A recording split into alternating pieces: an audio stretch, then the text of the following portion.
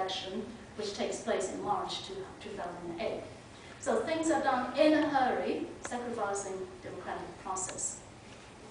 The irony of all this, in a democracy, the biography of public spaces become a tale telling signs of the transformation the society is going through, and ironies are really abundant. When a totalitarian government takes over, major boulevards or avenues may be named after the strong leaders, or we have a lot of Zhongshan and Zhongzheng and whatnot. But when opposition takes over power and democracy is there, the rebel-turned leader tries to tear down statues and rename places, calling them avenues of democracy, Citizens Plaza, Boulevard of Democracy, and so on and so forth.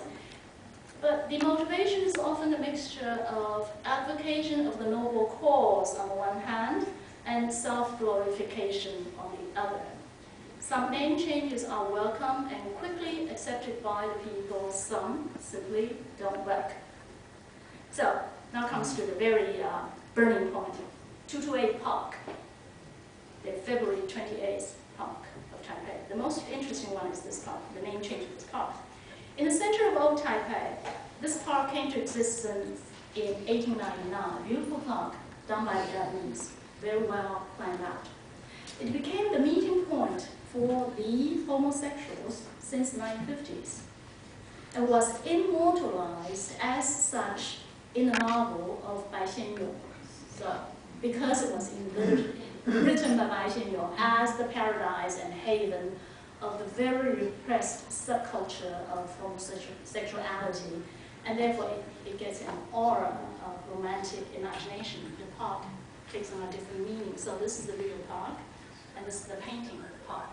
But at that time, from 1899 until 1996, so it's almost 100 years, this park was called the New Park.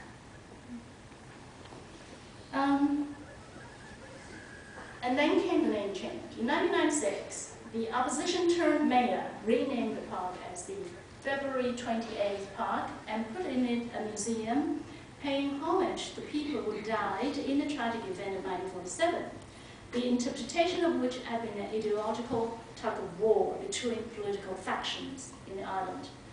Thus, an originally non-political space which used to symbolize a secret haven for repressed subculture was taken away by the authority in the name of democracy.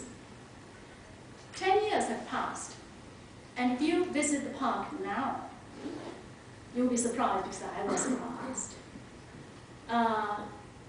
Very few people would go to the museum, that political museum.